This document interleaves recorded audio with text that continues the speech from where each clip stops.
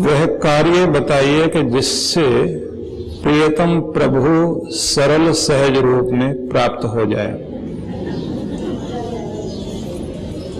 कोई ऐसा तरीका बता दें कि अभी स्विच दबाएं और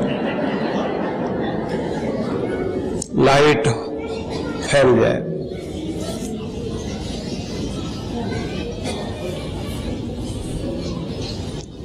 देखिए, भगवान बहुत कठिन भी है और आसान भी है। और ये प्रश्न केवल आपका ही नहीं, ये प्रश्न गीता में भी भगवान ने समझाया है।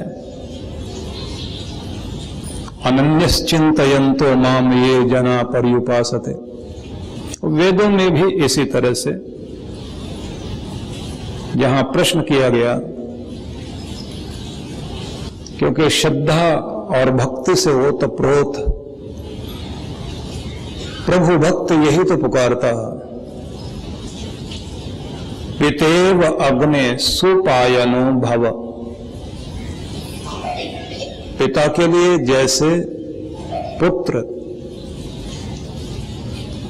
प्रेम पूर्वक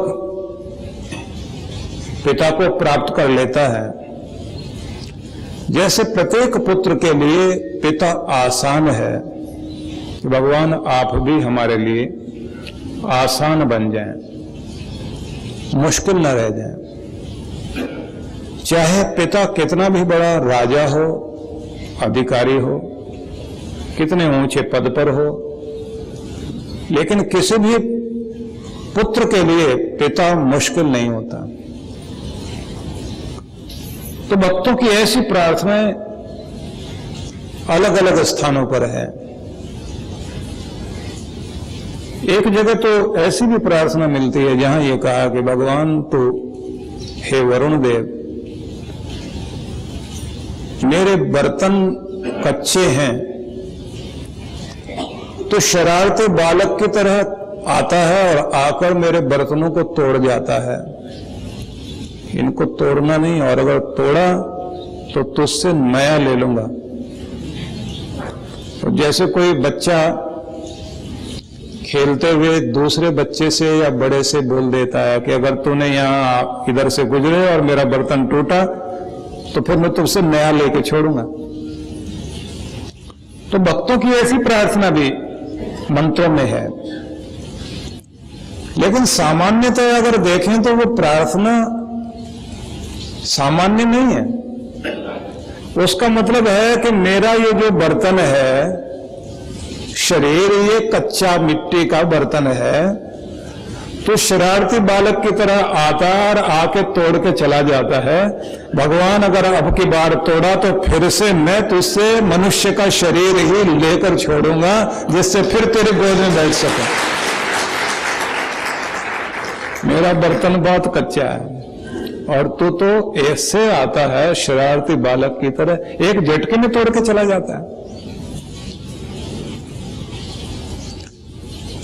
तो ऐसी प्रार्थनाएं बहुत सारी हैं और ये भक्तों का पहला प्रश्न नहीं है। जब भी भक्ति जागी होगी भक्त के हृदय में, हर भक्त ने यही कहा होगा कि तू मेरे लिए आसान बन, या भगवान मेरे लिए कठिनाई पैदा मत कर। और हर गुरु के सामने ये प्रश्न आता ही रहा कि कोई सरल सा मार्ग बता दीजिए। आप भी दुकान पर सामान खरीदने जाते हैं तो यही तो कहते हैं कोई रीजनेबल रेट में चीज अच्छी मिल जाए, वैसा कुछ कर दें। तो आप भी रीजनेबल रेट में भगवान पाने की चाह यहां कर रहे हैं कि थोड़ा सा समय लगे, थोड़ी मेहनत लगे, पैसे कम, दाम कम, माल अच्छा मिल जाएगा। तो बात शुरू करते हैं। देखिए, बिना कुछ दिए तो लॉटरी का टिकट भी नहीं मिलता। लॉटरी के टिकट के लिए भी पैसे तो देने ही पड़ते हैं। आपको कुछ न कुछ तो करना ही होगा। सबसे पहली बात यह कि भगवान हमसे बिछड़े हुए नहीं हैं, खोए हुए भी नहीं हैं, कहीं छिपे हुए भी नहीं हैं कि हम जाएंगे भागते हुए और उनको ले लेंगे, ढूंढ लेंगे, पकड़ लेंगे। और भगवान जी कोई पर्दा डाल के अपने ऊपर या बुर्का पहनकर भी नहीं बैठे हुए। बुर्का शब्द का प्रयोग कर रहा हूं कि पूरा आवरण डालकर अपने को छिपा के नहीं बैठे। समस्या कहां है कि हम ही अपने अंदर वो आवरण लिए बैठे हैं कि जिससे दिखाई नहीं दे रहा। कमरे में रखी हुई हैं सारी चीजें, लेकिन अंधेरे के कारण दिखाई नहीं देती।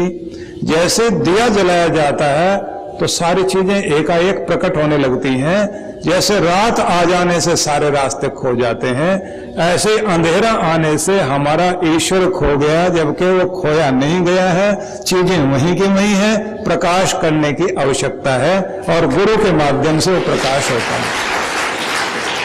अब कितना जल्दी आप प्रकाश करते हैं ये आपके ऊपर है। जितना जल्दी कर लोगे उतना जल्दी वो अनुभव होगा। यहां भी दो बातें हैं, क्योंकि बात यहीं रोकने से बात नहीं बनेगी। भगवान कृष्ण ने कहा कि अर्जुन, मैं तुम्हें दिव्य चक्षु प्रदान करता हूं कि जिससे तू मेरे स्वरूप को देख सके। उस दिव्य चक्षु के बिना तो सामने खड़े हुए कृष्ण में भी अर्जुन को भगवान नहीं दिखाई दिए। जिस दिन आपकी गुरु के प्रति अगाध श्रद्धा जागती है, उस दिन आपको गुरु के चमत्कार अनुभव होने लगते हैं। क्योंकि पहले आंख श्रद्धा से खुलती है। आंख का आवरण सबसे पहले श्रद्धा से, फिर विश्वास से, फिर ज्ञान से, फिर तप से, फिर भक्ति से धीरे धीरे आवरण आंख का हटता जाता है। वो और स्वच्छ और स्वच्छ और स्वच्छ जब होती जाती है, तब स्थितियां आती हैं कि अंतर चक्षु से ही हम अपने प्रभु का अनुभव करते हैं। पहले हम कहते हैं कहां है ईश्वर, फिर हम कहते हैं कहां नहीं है ईश्वर। फिर कण कण में उसकी अनुभूति, प्रकृति में होते हुए प्रत्येक परिवर्तन के पीछे नाच नचाती हुई सत्ता का दर्शन अनुभव होने लगता है। और उसी का आनंद व्यक्ति अपने ध्यान में अंतर में अनुभव करता है। चलेगा तो महसूस होगा कोई कृपा भरा हाथ छूकर गया है। बैठेगा महसूस होगा कि मैं छोटा सा नन्हा सा बालक हूं और जगदम्बा मां जिसने सारे संसार का सृजन किया, मैं उसकी गोद में विराजमान हूं। कृपा भरे हाथ मुझे छू रहे हैं।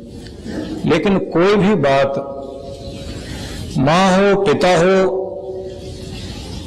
बच्चे को जब तक थोड़ा संकट में नहीं डालते मां बाप, तब तक बच्चा सीखता नहीं। क्योंकि ज्ञान एक ऐसी चीज है जिसको गुट्टे की तरह पिलाया नहीं जा सकता। इसको धीरे धीरे धीरे करके ही सिखाया जा सकता है। इसलिए सीखने के लिए भगवान ने हमें इस कर्म भूमि में छोड़ दिया।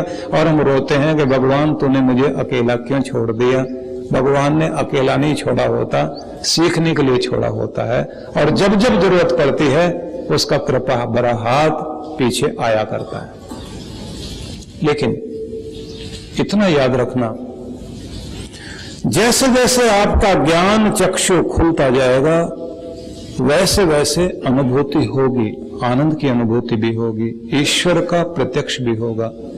पर जैसे पिछले दिनों मैंने आपसे कहा था कि ईश्वर का प्रत्यक्ष इस तरह नहीं होता कि कोई नन्हा बालक बनकर, कोई सुदर्शन चक्रधारी बनकर, कोई धनुष बाण लेकर सामने आ जाए। भगवान ऐसे किसी रथ पर बैठकर आएंगे, रुक्मिणी के साथ बैठकर आएंगे, सीता जी के साथ आएंगे, गौरी शंकर भगवान गौरी माँ के साथ में आके खड़े हो जाएंगे। चलो मैं आ गया हूं दर्शन देने के लिए, इधर से निकला था, मैंने सोचा चलो तुमसे मिलता चलता हूं। तो ऐसा नहीं।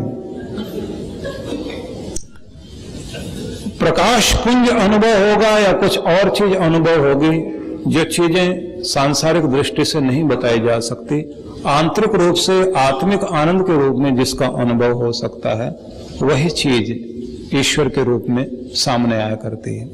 लेकिन फिर भी मैं आपको कहूंगा कि जिस इष्ट देव के प्रति आपकी अगाध श्रद्धा है, परम सत्ता